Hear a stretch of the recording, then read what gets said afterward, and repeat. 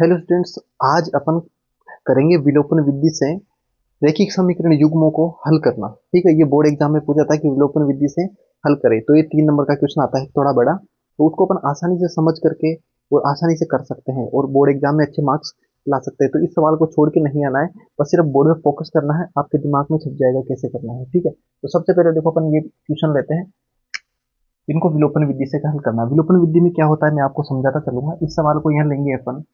ठीक है, T x minus 5y minus 4 बराबर 0। ठीक है, अब इस वाले समीकरण में क्या है कि ये चीजें बराबर की दूसरी तरफ है, तो अपन क्या करेंगे, इनको एक तरफ ले लेंगे। सबको क्या करेंगे, एक तरफ ले लेंगे। तो ऐसे करेंगे अपन 9x, ये 2y है जो इधर आते हैं माइनस हो जाएगा, माइनस का 2y, और इस 7 भी इधर प्लस में है, इधर आके माइनस हो जाएगा, माइनस का 7 बराबर 0।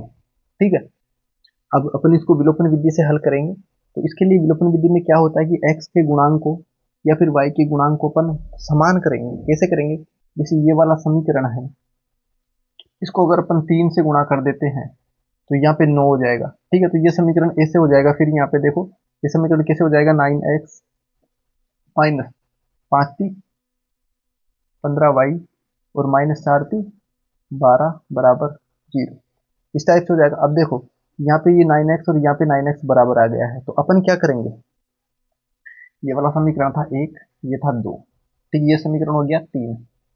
ठीक है, अब अपन करेंगे कि समीकरण जो 2 है उसमें से 3 को घटा देंगे। तो ठीक है, समीकरण 2 में से 3 को घटाने पर इससे होगा क्या, क्योंकि ये 9x x का जो मान है, ये 9x में से 9x घट जाएगा, तो x विलोपित हो जाएगा। यहाँ पे केवल y रह जाएगा। ठीक है, और केवल y रहेगा तो अपन जो अचर संख्या को एक तरफ करके y का मान पता कर लेंगे। विलोपन विधि ये है। विलोपन विधि क्या है, x या y के दोनों में से एक के गुणांक को अपन समान कर देंगे दोनों समीकरण में। तो अपन ने क्या किया, इस 3x को 3 से गुणा करके 9x बना दिया, और यहाँ पे भी 9x आ गया। अब देखो ये 9x यहाँ भी प्लस का है, यहाँ भी प्लस का, तो अपन क्या करेंगे, इसमें से इसको घटा देंगे। ठीक है, क्योंकि बराबर का है, तो 9x में से 9x जाएगा तो यहाँ कुछ भी नहीं बचेगा x का। और देखो यहाँ 2y माइनस का 2y माइनस माइनस का 15y, ये ब्रैकेट में जरूर लगाना जो माइनस में हो, उससे क्या कैलकुलेशन गलत नहीं होगी। अब देखो ये माइनस का 7 और ये इसके माइनस, और ये ब्रैकेट में माइनस के 12 बराबर 0।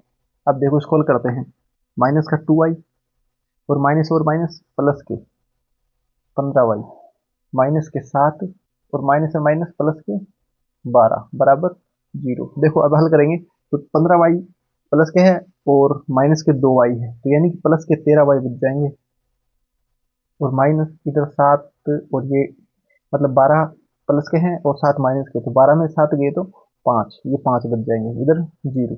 अब देखो y बराबर, ये 5 इधर चल जाएगा, 5 और ये 13 है जो इसके बट्टे में आ जाएगा, 13, 5/13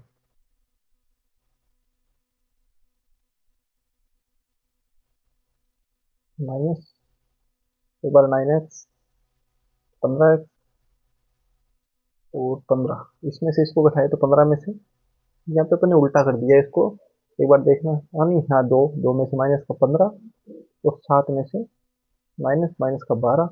ठीक है, इधर 2 और 15 प्लस 13, और इधर 7 और 12, ये प्लस माइनस के 12 कैसे आएगा।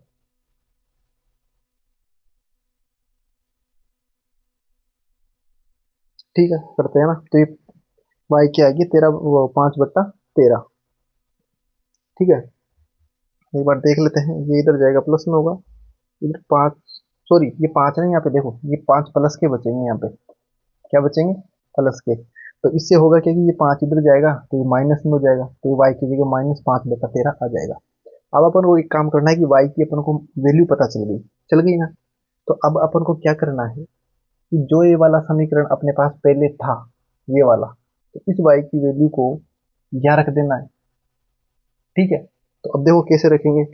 अब देखो इस वाले समीकरण में वाई की जगह क्या रखना है, -5/13, ये वैल्यू अपन यहाँ रखें। तो देखो इस समीकरण को दोबारा लिखा जा सकता है, 3x -5, और ये वाई की जगह ये लिखेंगे -5/13 और माइनस का 4 बराबर 0। अब देखो 3x, माइनस का 5m 25, और ये प्लस का हो जाएगा तो प्लस का 25 बट्टा 13 माइनस के 4 बराबर 0। अब देखो, अब यह देखो 13, अगर ये 25 में से 13 गया तो 12, तो यानी कि 12 बट्टा 13 माइनस के, इधर जाएंगे तो माइनस के बराबर इधर 3x, तो x बराबर, ये इससे कटेगा, x इससे कटेगा तो 4 बट्टा 13।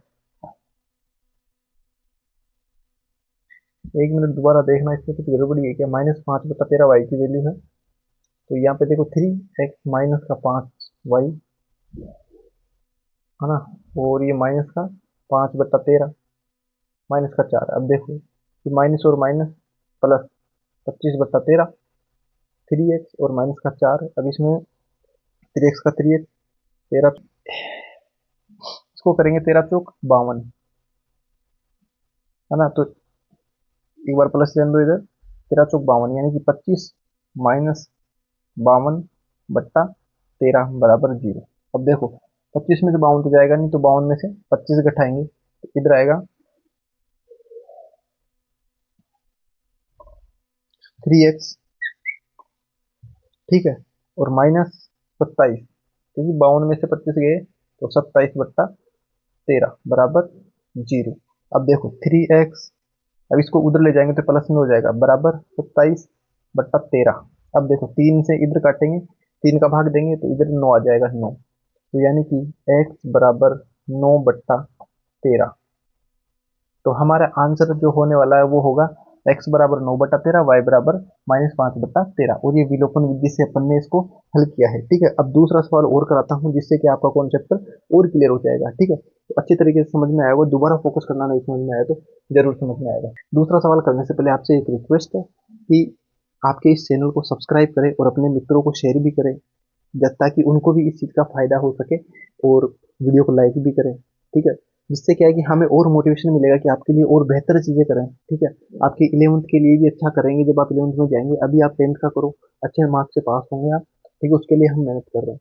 तो आपसे रिक्वेस्ट है कि चैनल को सब्सक्राइब नहीं किया तो सब्सक्राइब कर लो, बेल आइकन दबा लो, और वीडियो को लाइक कर दो, अपने मित्रों को शेयर भी कर दो। ठीक है, अब शुरू करते हैं दूसरा सवाल से। ये वाला सवाल लेते हैं, इसको विलोपन विधि से अपन हल करेंगे, है ना। तो देखो सबसे पहले अपन इस समीकरण को क्या इधर लाएंगे, इस टाइप से कर देंगे, जैसे मैंने बताया था कि सभी चीजों को एक तरफ कर लेंगे अपन। तो इस समीकरण को अपन लिखेंगे 3x प्लस 4y माइनस 10 बराबर 0। ऐसा लिख के इसको दे दिया अपन समीकरण 1। ठीक है, अब इस वाले में भी ऐसे ही करेंगे, यहाँ पे है 2x माइनस 2y माइनस 2 बराबर 0, और इसको दे दिया अपन ने समीकरण नंबर 2। अब देखो यहाँ पे x का गुणांक अगर अपन समान करते हैं तो अपन को एक काम करना पड़ेगा कि इसको 3 से और इसको 2 से गुणा करेंगे, तब जाके 6 होगा। लेकिन अपन दूसरा काम कर सकते हैं कि यहाँ पे y का गुणांक 4 है और यहाँ पे 2 है, तो अगर अपन इस समीकरण को 2 से गुणा कर दें तो ये 4 हो जाएगा। तो अपन करेंगे समीकरण 2 को 2 से गुणा करने पर, ठीक है, तो अपन को समीकरण 3 क्या प्राप्त होगा, देखते हैं। 2 से गुणा करेंगे तो 4x माइनस 4y माइनस 4 बराबर 0। ठीक है, ये अपन को प्राप्त हो गया, ये हो गया समीकरण 3। अब देखो यहाँ पे माइनस का 4y है और यहाँ प्लस का 4y है। अपने पिछले वाले में अपन ने क्या किया था, एक समीकरण में से दूसरे को घटाया था, लेकिन यहाँ देखने वाली बात यह है कि ये माइनस में है और ये प्लस में है। तो अगर अपन इसको जोड़ देंगे तो प्लस और माइनस होके y का जो गुणांक है वो 0 हो जाएगा, यानी कि y कट जाएगा। तो अपन को यहाँ पे क्या करना है, घटाना नहीं है, समीकरण 1 और समीकरण 3 को जोड़ना है। ठीक है, तो लिखो समीकरण 1 व 3 को जोड़ने पर, अब देखो कैसे जोड़ेंगे। 4x 3 में और 3x कितने में, 7x। अब देखो 4y प्लस का और माइनस का 4y तो 0 हो जाएगा। ठीक है, तो इसको जोड़ेंगे नहीं, 0 हो जाएगा। और माइनस का 10 और माइनस का 4 जोड़ेंगे तो कितना हो जाएगा, माइनस का 14 बराबर 0। ठीक है, ये आ गया इसको जोड़ने से। अब देखो 7x बराबर 14। अब देखो 7x की वैल्यू 14 है, अभी दोनों तरफ 7 से भाग देंगे अपन, ठीक है, तो क्या प्राप्त होगा, यहाँ 7 से 7 कटेगा और इधर आ जाएगा 2, तो यानी कि x बराबर 2। अब देखो, अपन ने एक चीज की वैल्यू यहाँ पता कर ली है, x की, किसकी, x की। अब अपन को y की वैल्यू पता करनी है, तो y की वैल्यू पता करने के लिए अपन क्या करेंगे, इस वाली वैल्यू को यहाँ रख देंगे। ठीक है, तो यहाँ रखने पर देखो क्या आता है, मैं आपको बताता हूँ यहाँ पे साइड में थोड़ा।